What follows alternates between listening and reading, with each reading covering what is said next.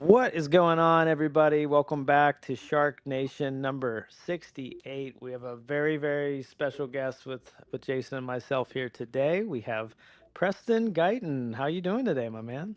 Good, man. How are y'all? Living the dream. That was Living the some dream. intro, man. Get you pumped, right? Yeah. Get you fired Little up. flute action going. Oh, yeah, that's good. It's fun stuff. So, yeah, I'm super interested. I definitely I always think that, I mean, internet lead gen, I think is, a big area for you with EZhomesearch, Digital Maverick, all the things that you've done. So I'm super excited for this conversation. But what I maybe, Jason and I were chatting before, well, we don't know as much is like, how did you kind of, how did you start? How did you get into the world you're in today? Yeah, I got started in real estate in 2004. Grew up in Myrtle Beach, went to school at College of Charleston, moved back here in 2001, took computer science at school, and really when I got into real estate, for me, like Myrtle Beach is a very transient. A lot of people are moving here from out of town, so early on I was trying to figure out a way I could get in front of them before they got here, and so the first thing I did when I got into real estate was I built a website. And back then it was a lot different. Like I did all the SEO, did all the design and everything else, launched it. It was an IDX site in just this market. And within probably 6 months, I was at the top of all the search and all the companies like, how's he up there? And I was generating probably at the time 30 to 40 organic leads a day, and when you would call them back then, because it was 20 years ago, you call them back then and they were surprised you called. So it was totally different than what it is today, where they'd register and you would actually speak to 8 out of 10 people. And so I use that, and I built several different companies based on lead gen and based on doing those things. Actually, I started from there. I started a construction company, so home design, construction, and real estate in 2010. The same thing there was just lead gen. We got to a point where we were building about 20 to 25 million a year in custom construction. We had a general brokerage side and the home design side. We did that for about 10 years. So um, it's pretty crazy. Like lead gen has been a big part of every company that I've started, as a way to do so much more than just that one sale. And that's I always talk about that, is so many people just think of that lead as just that one transaction, and there's so much more that you get out of it if you know what you're doing. When I was in college in 2001 too, and I had my first class was computer science, and so C++, a little Unix, a little COBOL back then. Is that kind of like where you got like your bread and butter and like kind of your like design skills and all that? No, I've been, it's crazy. Like, and I tell people this, like a lot of the houses that we built at CRG, I designed them. So I would hand draw house plans, and I've just been always like interested in, I had art all through high school and middle school. So I was always probably more on the creative side than, and that's kind of, like I'm every day, like I was in Figma for 4 hours before this Zoom, hopping, just working on designs that we're launching with EZhomesearch. So I don't think people realize all the stuff that I do when it comes to like a majority of the designs that come out with EZhomesearch are stuff that, I work on with our designers pretty much every day. Wow. Now, so how much, well, I guess, so when did you get into, like, when did you start with Palms Realty, right? Yeah, so the first company I started was CRG, which was started that in 2010. I sold out of that in 2020.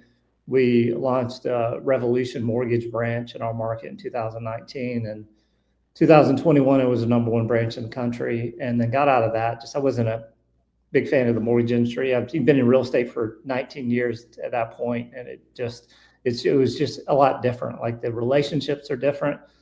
We launched Palms in October of 2021. Okay. And then I Uh, sold out of that in October of last year. so, wow. Yeah. Okay. So, there's so many questions I have. I'm trying to drill them down. Well, I mean, I like what you said. I mean, you've always stuck kind of in lead gen, but then you had that artistic side of it too. Um, come back then. You said you 30, 40 organic leads, a day. Like, what is it different today to generate organic leads than back then? And, what do you think is I suck at generating organic leads. So like, what would you tell someone that is like the secret sauce there? Yeah, I mean, really, it's so much more competitive. You got to think back then there wasn't many agents with websites, right? Like there wasn't many agents with a website. There wasn't many agents doing content. Like I was building content, writing content, building out pages back then. There just wasn't as much competition, and now there's and especially now with AI and content creation, there's so much content, and like Google doesn't even really know how to separate the two. They say they do, but a lot of that process is manual. So, you got to think about it. We're generating every couple of years, we're generating 10 times the amount of content we generated the previous year. So it's just right now it's very, very difficult. It's very difficult to show up organically. I mean, really, if you're in a market, you just need to be in a niche and just focus on content in that niche. And then that's how you rank. But Deliver good value. It's so much different. Like we would generate links. I used robots to generate links back in 2006, 7. Now generate hundreds of thousands of links in a couple months, and you can't do that anymore. Like all of it's changed. Now I know AI is, on the news, but what do you see? Do you see anything now from people going to Google to now just using an AI, to find things? Are you seeing an impact of that on the websites yet?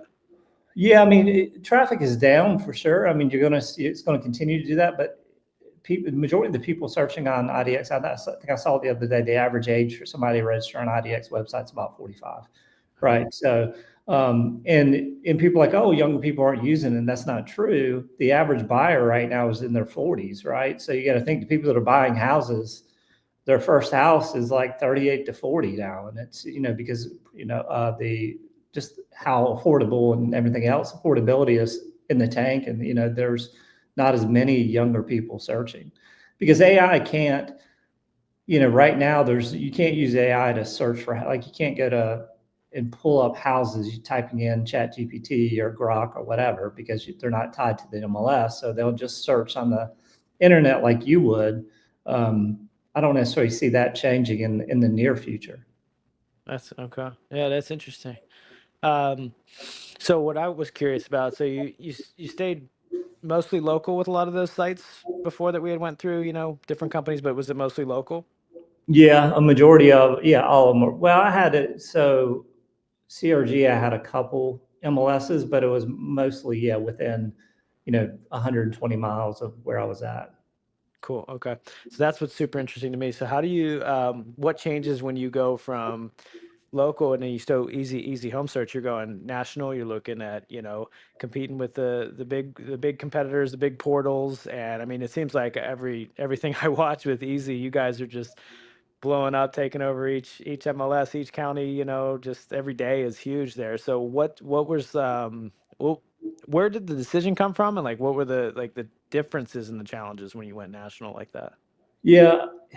So EZhomesearch originally was a Sierra Interactive. I started building it out on Sierra Interactive. I was in, I think, 25 MLSs in North and South Carolina. And I really got to a point where I was like, hey, I got to make a decision. This is starting to cost quite a bit of money. Really look at what's interesting is, like, when we originally launched it, it's different than, it's different today than back then. And it continues to evolve. I mean, any business you're in, if you don't evolve and you don't change based on what the needs are today, then you won't be in business. So I think it was when we were about 25, and it was actually when I went the route of designing the platform, Sierra, they did regional, right? Like, say there's regional, and you can't, North and South Carolina, you could add all the MLSs, but you can't add Georgia, you can't add Florida. And so that's when I went the route of building it. We've actually built 2 sites. So I built one custom site, and then we ended up rebuilding it the beginning of last year on a different platform. Wow. Okay. Yeah. So right now it's built on Ruby on Rails is the design platform it's built on, or the code base it's used to build it. Now Now, from a lead perspective, right? Like, so agents, or for anybody watching the podcast, they go to Zillow or Realtor.com, they buy leads. There's different agents, zip codes, stuff like that. You went with county exclusivity. What's the mentality behind, like, let's have a whole county for a team or a brokerage or something like that? Yeah, and that's changed a little bit too. We're actually launching Easy Agent Connect accounts and Easy Small Team accounts next month. Okay. But still, those are still county exclusivity. Like, that'll never change, because the Easy Agent Connect accounts and the Easy Team Connect accounts don't really change anything with exclusivity. But it was really a sales number. Like, there's 3,128 roughly counties across the country. 1,500 of those are large enough and they have enough transactions where you could actually sell them, and the exclusivity makes sense. Some of the other counties are so small, there's not enough transactions. There's really nothing to sell there. So I really looked at that and, like, thinking about it from a standpoint, that everybody's doing zip codes, everybody's doing cities. And then if you look at the sales team, that, how many zip codes are there, how many cities are there? And if I'm selling individual cities and zip codes, my sales team has to be 50, 100, or whatever it may be. Where if you're selling county exclusivity, I could have a sales team of 5 people, and they could all be making really good money. If we sell out all the counties in the United States, that's 1,500 counties roughly, and then they're just managing those relationships at that point. Simpler. What's kind of like the business model for the agent and for the team that you're going to be unveiling? Yeah, so with that, it gives you, a lot of agents want the easy button, right? They just do. Like, if they're a solo agent and say that they have the goal of building a team, they might not be able to afford the IDX site, not only the affordability, but like building out the content, building out the blog, making sure they're doing all the things, that their emails are being delivered and everything else. So I just came up with the idea of, if it's an Easy Agent Connect account, you get a agent landing page on EZhomesearch. Any lead that goes to that landing page and signs up is assigned to that agent, no matter wherever they search. So all that information passes in the follow-up boss. And then the same thing, they could generate landing pages for home value pages. They could generate landing pages for open house. They could do that all inside the follow-up boss widget. And it's $107 a month, so it has a lot of the tools that we already built, because we're building all these tools and continue to build them. Like, we're working on 3 new things right now, and just to give agents access to it. So it doesn't change anything on exclusivity. If a lead comes in for a county, it's an organic lead, it still goes to that exclusivity partner, right? If that county's sold. So the agent connect accounts and the team connect accounts are going to be just a way to drive more consumers, more traffic, and anything that comes into that agent page or that team page is assigned to that agent or that team. Because now, obviously, the size of a county, I mean, it's some counties are really, really expensive when you get big. So, this allows them to, get into what we're doing for a lot less. And then if they want us to generate leads for them, we could do that as well. Because what happens is, if it's connected to an agent connect account or a team connect account, we generate the lead based on that landing page that, is that team landing page or that agent landing page. Where if it comes into the main search, it goes to that county exclusivity partner. Awesome. And then now I saw you you're rolling out FUB integration for, like, the search and everything, right? It's out.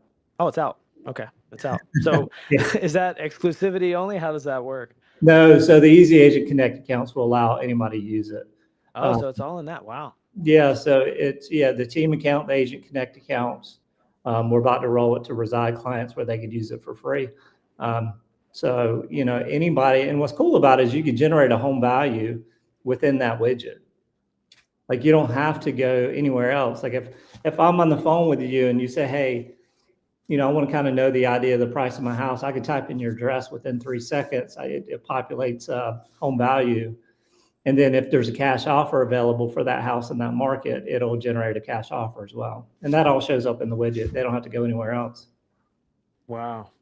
Yeah. Do you see that, kind of not being a startup, but a newer company, that you guys have much more flexibility and could turn on kind of quicker timeframes to implement things that are, are being asked of you from your clients? I mean, really, we don't really get. I mean, we get some asks, but a lot of things are just things that I think about it in the middle of the night. And then, my CTO is in the same office with me, and he actually codes and does a lot of the work. And we have, we have a team of about 30 total now.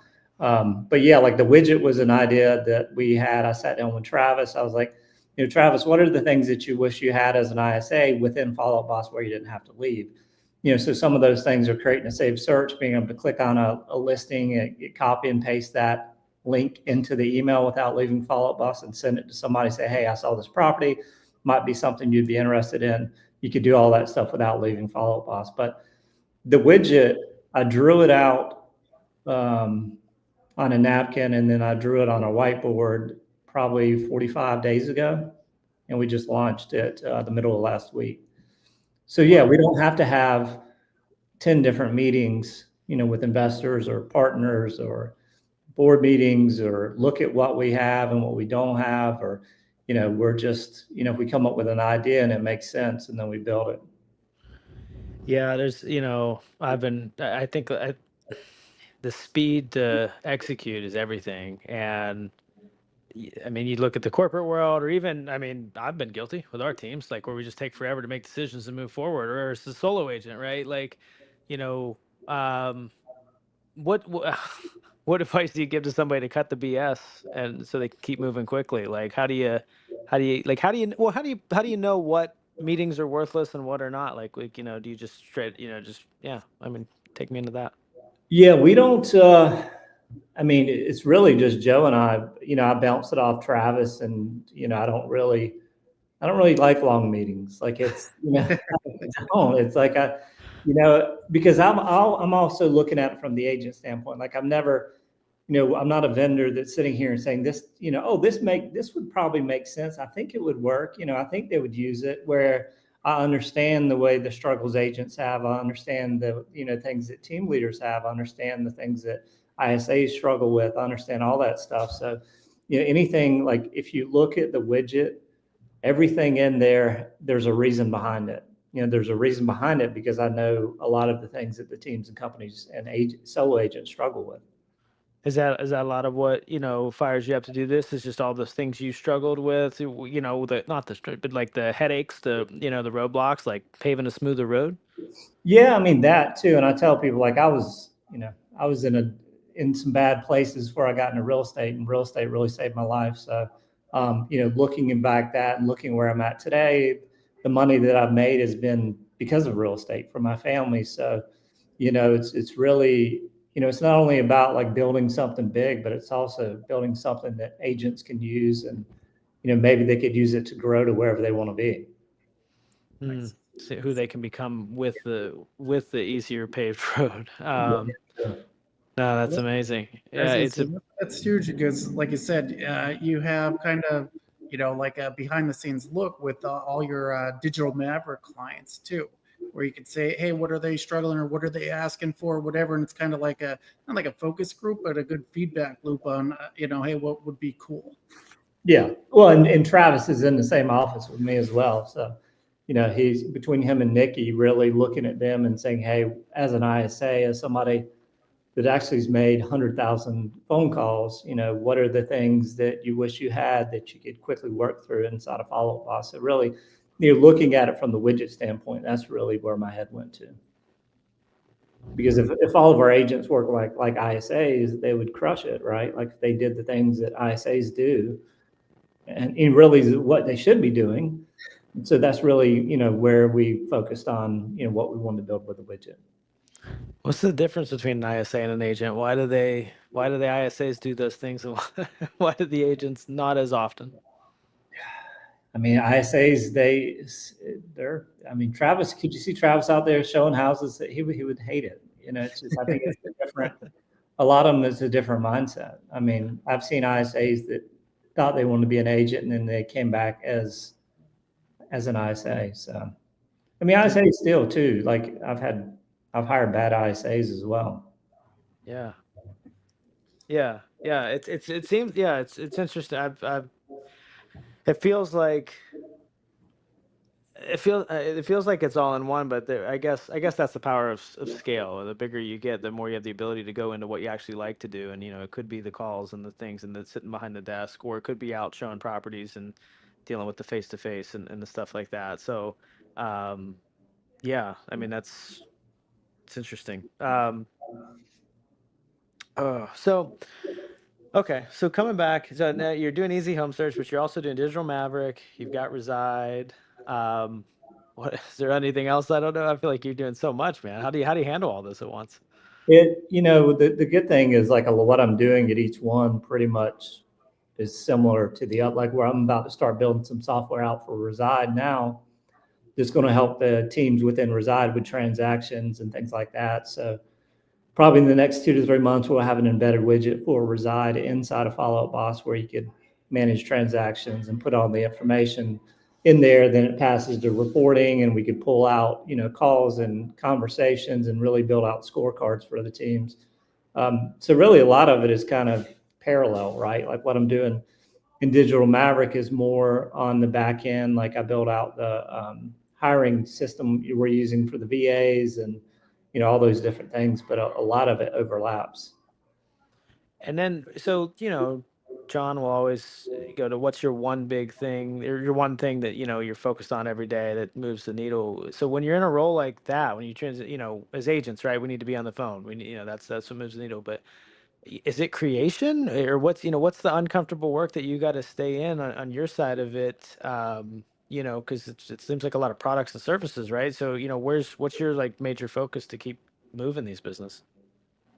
Really it's development of new products. Like looking at Reside, and we had a conversation with Nick and Sunit on this yesterday. I was like, I'm to a point now where, what are some things that is a Reside need for the teams?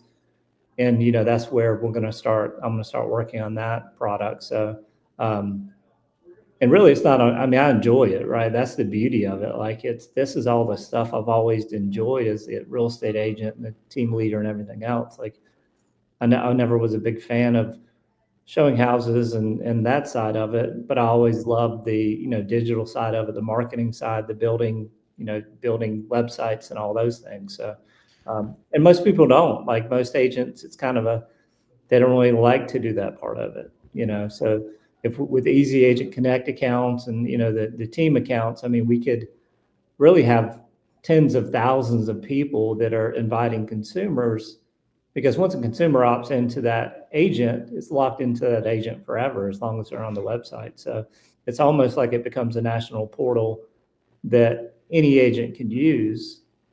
And then it's for the agents instead of, we're trying to come up with a new idea to make a couple extra nickels and change, just out of the blue, change it to the agent. And that's not what we'll ever do. Well, Yeah. I'll say this. I am a Digital Maverick client, and I'm 100% thrilled with the service. So Yeah. for teams that are interested in the program, basically, I have access to Travis, who helps me with all my follow-up boss. Twice a week, Nikki hosts a sales and objection handling call, and she'll also meet with our team directly in bi-weekly meetings, and I can meet with Travis too throughout the month to kind of help, how do we want follow-up boss configured? How do we want this? How's this looking? And then you also get a VA that's inside your database every month, kind of helping nurture maybe some of the older, colder leads and stuff like that.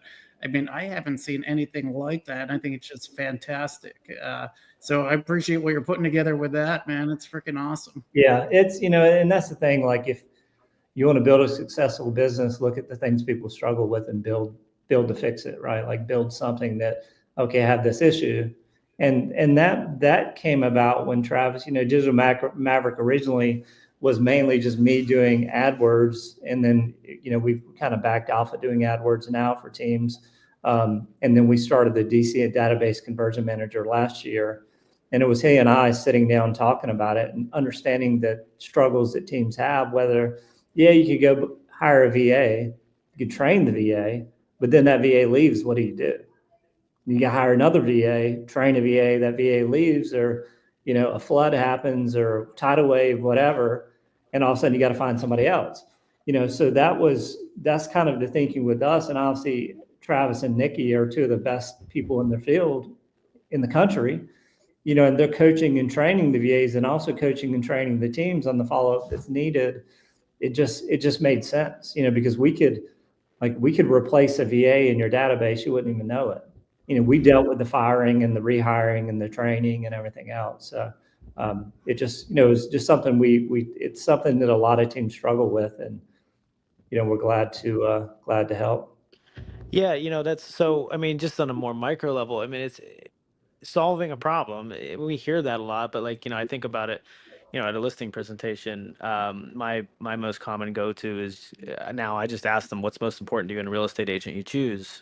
Before the feature dump comes, just listen to what they have to say and then highlight the pieces that you've put together. And if you stay in that conversation more and more, it's great. Like I was a big feature dumper for a long time. You know, regardless of what it was, I would just dump all the features. People would get bored to death, and it'd be like, none of the stuff applied to them. And listening to you here today, it's just so much like, you know, solve the problem. What do they need? You know, make a smoother paved road. And it's funny, like you can actually just simplify it all, but just asking people what's important to them. Yeah. Sounds crazy, but it works. Not crazy, but like, you know, I don't know. We get in our, you know, so um, that's awesome to hear because I love the simplicity of it. And yeah, I don't even know where I'm going with that, but I want to make a point. But I think, Yeah, the same thing like sales calls. I mean, how many sales calls have you been on with vendors and all they do is like throw up in your face for 30 minutes and don't ask you a simple question like, what are the things you're struggling with? You know, what are the things you need? And if you let them talk and you figure out which way they're going, then you could say, okay, this is why this makes sense to you, or this is why, instead of the opposite. You get on there and they're like, oh yeah, this team here is using it. This team, they're name dropping, dumping everything in your face. And I don't know if I don't get, you know, it doesn't impress me if like you're the biggest team in the world's using your product. I don't really care. Like, just let me know what your product does, you know, and then go from there. But I've been on a ton of sales. Like I talked to our sales team with Digital Maverick and EZhomesearch and, you know, RESIDE as well. Is like, we don't just go in there and dump it. You know, you got to listen to the whoever's on that other side of the call, and then go from there. yeah. I mean, I people don't know like how. to talk about themselves, you know, so let them talk. Yeah, no, it's so true. And, Yeah. and then you, yeah, well, then you cut the BS really is what it is too, Yeah. because you cut that the pitch that's not necessary, and you get to the pitch that is necessary. And it's not that it's even a pitch; it's just this is how we can solve your problem, and it's simple. Well, I don't know how that triggered it, but it made me want to ask you about email marketing, but in conjunction with SEO and like blogging and stuff like that. I think, you know, from a smaller, I mean, you're running a ton of email, way bigger than, you know, anything I've ever done. But like, I think if you look at it from a agent or a small team perspective, um, I coach a lot of the email marketing, you know, just provide value without anything in return, no call to actions, a lot of that stuff. But to get it to work, whether it's blogging and doing that, or whether it's email, whether it's posting on social media, um, isn't it a lot of just consistent value more than the trick or the hack or the awesome ChatGPT blog post that you put out or whatever, right? Isn't it more of just consistent value, or am I wrong? Is there more of tech tricks when it comes to emails or things, you know, like what's the bigger lever, at least at a smaller level, you know, Yeah, for for the sure. team? I mean, it's really staying consistent with it and actually writing something. Like, I don't ever, and nothing against AI at all, but I just always just write what I write. Like, I don't use AI. You know, so, and I write about 3 or 4 emails a week, but I just make sure that whatever I'm sharing is, you know, I would read it, right? Like, there's so many people that just put stuff, yeah, I want to do this, but they just put stuff out there to put stuff out there. And the problem with doing that and not paying attention to deliverability and not paying attention to open rates and not paying attention to click-through rates and bounce rates and spam rates, soon your emails won't be delivered. Like, Gmail just updated their security and spam probably in the last 2 months. And a lot of people that are sending mass emails, 96% of their emails are landing in spam. I don't know about you, I don't check my spam very often. So if it lands in spam, and Gmail, it's not like they make it easy to find spam. Like, you have to drop it down and it's down there. But unless somebody tells me that they call them and say, hey, this probably landed in spam because whatever, then I'll look. But outside of that, I don't. So it's very important. It's not only you want them to read it, but you want them to get it. Like if you're sending stuff that people aren't reading, and you could, Postmaster, Google Postmaster, you could look at that, follow that. That's a good thing to use to see if your emails are actually being delivered. As domain reputation is the big category there, or? Well, it depends. Like I always tell people, if you're starting off with newsletters, use MailChimp or something like that, right? Because what they do is they do shared IPs. So it's a shared IP, and people are like, I don't want to use, I want dedicated. No, you don't. You don't want dedicated. If you're getting dedicated, that means you got to manage it yourself. See, MailChimp will manage that IP to make sure emails are being sent. If you go the dedicated, and say you went to SendGrid and went the dedicated IP route, you got to manage that IP. You got to make sure that that IP score stays high, because if it gets low and people blacklist you and everything else, you got to do all that yourself. So if you're getting started and just, want to send newsletters or, send content out to recruits or consumers or website registrations, use something like MailChimp, because those emails will actually be delivered because they're actually managing that shared IP. And then Follow-Up Boss internally, when you're doing the batch emails, they're just using there's not much setup at all there with that, right?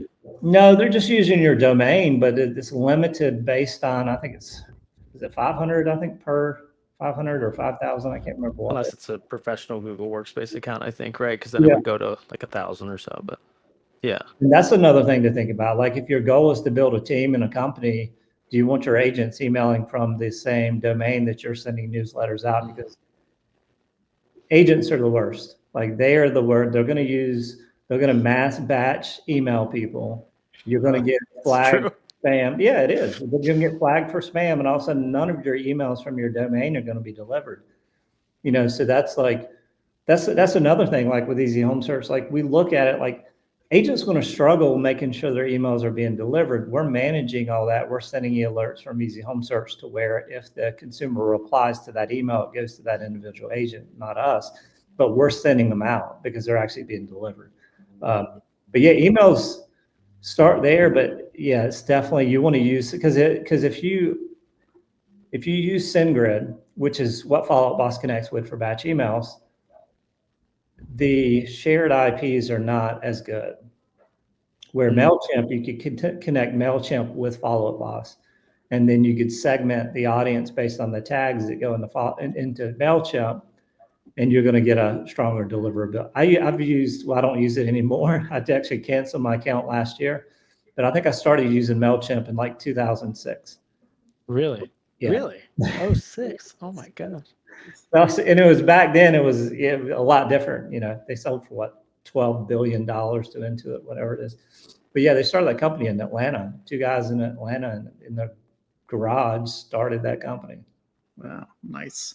Yeah. So for like somebody that's just looking to get into emailing, say you're a small team or an individual agent, do you recommend kind of breaking it down per segment, like segment your buyers, your sellers, your investors, or what do you think is best practice for somebody that's looking just to get started with it? I mean, really, if they're just getting started, it's going to be very hard to segment and send enough content out, right? Like, so you really think about the things that people struggle with, like, and I think that's what a lot of real estate people do, a lot of teams, agents or whatever, is they're like, I don't know what to write. They got to understand 95% of consumers, they might buy a house 3 or 4 times, 5 times in their lifetime. So anything we do on a daily basis that is common knowledge to us is most likely not common knowledge to them. So when you're sending emails, whether it's talking about insurance, whether it's talking about rates, whether it's talking about floods or whatever it may be, that's not something they really deal with on a day-to-day basis. So any content that you send around that's going to be helpful and educational. But it's hard to do it unless you build a team out. You know what I mean? Like if I'm an agent starting out and I segment it on here and segment it on there, and then I'm like, then I got 4 different audiences I got to create emails. they're probably not going to do it. So yeah, so it's best to kind of just talk to your if you're a solo agent, just talk to your sphere, your past clients as a whole, Or and yeah, any new consumers as well, but just do it from right. an educational standpoint of like, hey, I'm going to talk about the stuff that I deal with every day, knowing that they don't deal with those same things every day. Well, and the best part about that, I've done it a few different ways. So I had two impacts personally on this. One, years ago, we just made a set of informational closing videos through the process. So as you go through the process, this is how inspections work, and we just took time and made them. It made our job so much easier because people knew exactly what to expect. But then when you're doing it up front like this, when you're having a regular cadence of just educational informational emails, how the inspections work, how taxes are determined when you purchase, just stuff like that. When you do get them as clients, it's actually you've done some of the work up front, so there's actually less explanation. It's less Yeah. so. Yeah, it's but it is interesting because a lot of times that I've tried to coach agents with email marketing, um, they want to go for the right hook. They want to go for the reply back to me if I can show you a house this weekend. Are you ready yet? Are you ready yet? No, that's awesome. What about like embedding like links, video, photos in emails? What's your stance on kind of that kind of stuff, like weighing down the email, so to speak? Yeah, you just gotta, there's a file size. A lot of the software will let you know. I mean, if you put too many links in an email, now there's trigger words. I mean, email is getting harder and harder, right? Like there's trigger words. If you're sending links and the links you're sending inside of that email aren't SSL links, so secure links, I'm sure you've clicked on an email and open it up, get to click on a link, and it's like some big message saying, do not, they're going to, scrape your information or whatever. But you just got to be, it's a pain in the ass, really. I mean, there's no other way to say it, but the emails with a ton of graphics in it, like newsletters that look pretty, a lot of times those never make it to email. They'll scan them in and put them in promotional, or even worse, they'll just go straight to spam. So text only is generally just the easiest. I mean, text only, add a photo in it, but beyond that, I wouldn't go too crazy. Mm-hmm. The JPEG Mini, get that file size down on the photo. Yeah, just see a PNG. What is it? The Panda PNG, whatever it is. Yeah. Nice. Yeah. Yeah. Okay. So, there's so much email marketing, but I'll stay out of that. I mean, okay. So let's say going forward, what are you most excited about in the future? I mean, really everything I'm doing now, like all the businesses I enjoy, and just continuing to build things and build technology that helps. We're going to build for Digital Maverick. We're going to do the same. We're building widgets now that I understand the API with Follow Up Boss, and so a lot of the things I'm going to be doing is kind of digging into the tech that can help that can help Jason and everybody else that are Digital Maverick clients. That all of a sudden you have a embedded widget that's a scorecard, and it's like, hey, this is the best practices, and then it shows the agent, like based on that scorecard, of where that contact is at when they're looking at that contact. So just continuing to do stuff like that, continue to build EZhomesearch to where, and we're in roughly 200 MLSs now, and we're going to have to go the route of joining some states as far as a broker to be able to join those MLSs. So that's not fun, but I'm not going to be the one doing that. But really, man, just continuing to build stuff. I mean, that's what I enjoy doing the most. And it's all back on the backbone of real estate changed your world. So now you can build those products and services, and so that I can do that for somebody else, right? Yeah, for sure. And it's an EZhomesearch it's built on privacy for the consumer, right? Like we're not sharing leads to 20 different agents. Being honest and transparent throughout that process, not only for the agent and the team, but also the consumer, because consumers, I've joined it's a Reach, which is, goes after like consumer harassment. And it's now that, like, a lot of the things that I've seen in joining that, like the lead aggregators that are selling leads 100 times over, just there's so much out there, and it's, we're doing what we can, but everything we do with EZhomesearch, it's very, one-to-one. Like we don't assign a lead to 10 different people or 2 people or whatever. So Yeah, no, that's, I mean, you guys were way ahead of what was supposed to, what the TCPA changes that was supposed to come, and then well, who knows where we're at with that now? Because in Easy Verify, my gosh, that was like, I mean, I remember wondering what the heck we were going to do. We signed up for Easy Verify. I'm like, well, this is good to go, of course. So where does Easy Verify sit with it? Where are the changes coming there now? Is that still, are you watching that? How's that working? No, it's going good. I mean, really, that's the funny part. We just use that TCPA as a date to market it, right? Like what Easy Verify does is something you need to do anyway. Like the Right. fines, and people misinterpret it. Like I even see people selling other softwares, and they're like, "Oh, if you don't have this, it's a $1,500 fine." No, a DNC fine is $45,000. So it's 26 from, anyway, it's like 42, 45,000, but it's FTC and FCC. So if you could get a fine of 42 grand per do not call, which is a lot worse than 500 to 1,500 bucks. So, nothing with what happened there was one-to-one consent. Had nothing to do with do not call. Like do not call is still a thing. And that's what Right. Easy Verify does. But it also goes beyond that. Like every account now gets 100 enrichment credits. But we're also doing the lead scoring so like with EZhomesearch, you can't sign up if you don't have a verified email. You can't sign up if you don't have a verified phone number. If you try to put a fake phone number in, it won't let you register, right? So we do that on the front end. We probably push a lot of people away, but at least we're pushing better leads to the clients that are, we're working with. Well, with Easy Verify, any lead that you generate, no matter where it's from, it's going to do those same scans and give you a contact grade score. It's going to give you a phone score, phone activity score. And when you think of it, and Travis and I are talking about that in Spring Bees event in a couple of weeks, is like prospecting smarter, lead generate smarter, and doing those things. So if I have all this activity score, I have all this open rate score, I have all these things, I could generate a better list, a better database to call and prospect in. And so that's right now Easy Verify. It's not going to change. Like we don't have as many people signing up like we did in January when everybody was freaking out about that. But like what we're doing there is the TCPA getting shot down didn't change it. That's the funny part. People think it did, but it didn't. The enrichment stuff was, yeah, I used that on a few, and yeah, the amount of information it pulled was wicked. Yeah, and the cool thing with that, man, is like if a lead's generated and it's a home value, and say for whatever reason they didn't give you a phone number, well, you enrich it, you pull the phone number, you add the phone number into that contact, it all automatically gives you a contact grade for that. If it's a contact grade of A, that means that phone number and that name matches, so you have real information. And then say you have a phone score, activity score of 100, that means that it's a mobile phone and it's very active. Like you're not going to ever have a landline with a score of 100. Like typically landlines are like 50 and below because nobody ever uses them.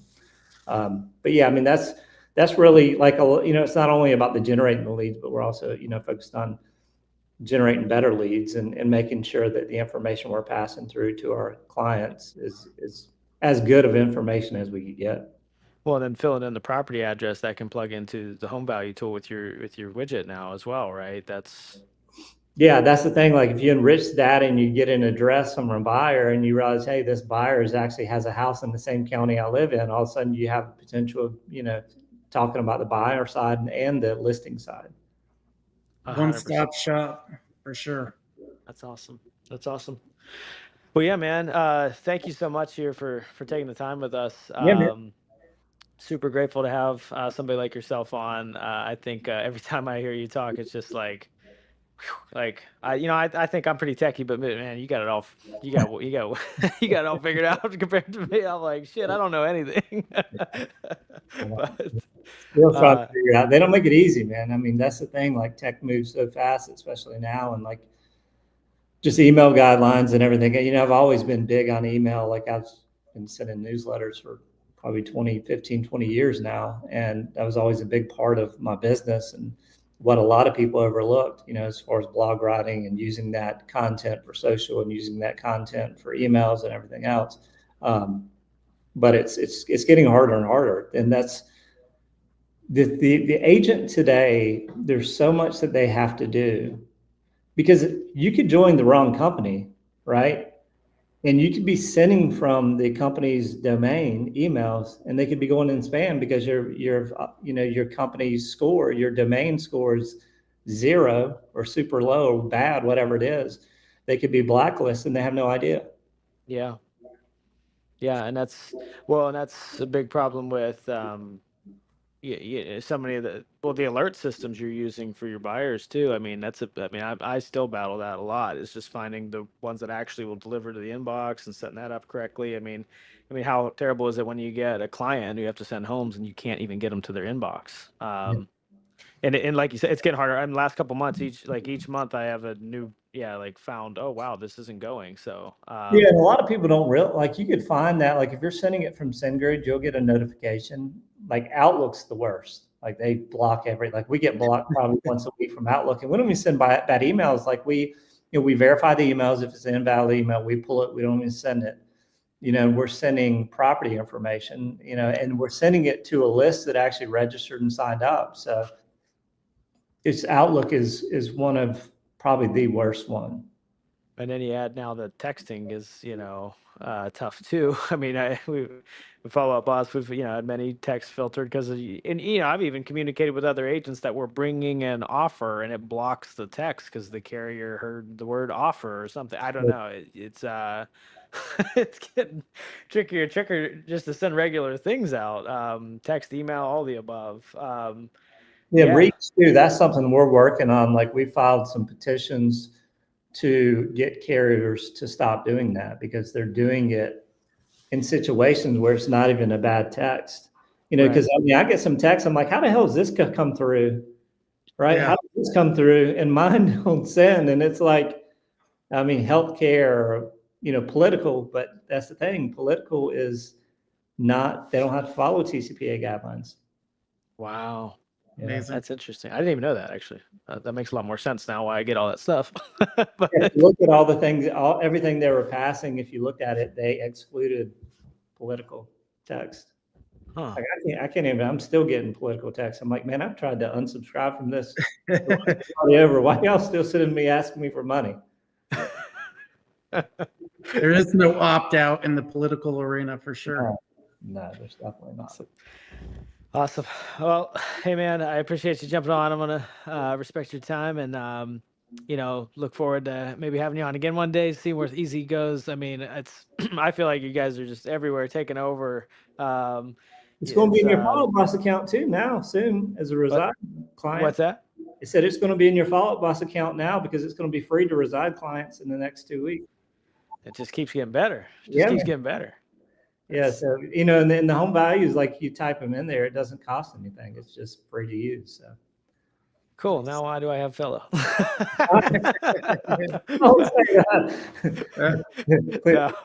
that out. Yeah, it's good that that's the thing is when you keep you're creating good problems for team leaders to have is, oh wow, I maybe I don't need this other thing too. It's like, tech is such an expensive, there's so many, like I gotta have this, I gotta have this, I gotta have this. I mean, once you add a home value into the widget, it sends them an updated email on the first Monday of the month. And that email comes from you as the team leader. We automatically pull your headshot from Follow Up Boss, or you could put a different headshot in there, pulls all your information. If that lead's assigned to an agent on your team, the email comes from the agent on your team. So, that's just automated. Like as soon as you put it in the widget, it populates as that home value is updated every month. It's going to show it in the widget, but the consumer is also going to get that email. And the email says, they got to click on it. So that's one where it's like, hey, you see how your property address has gone up or down, and they click on it. We sent out 20,000 emails on Wednesday for the first time for the home value, all the home values we've generated the last couple months. And I think we hit like 35% of them opened. Nice. Sweet. On a first set. That's awesome.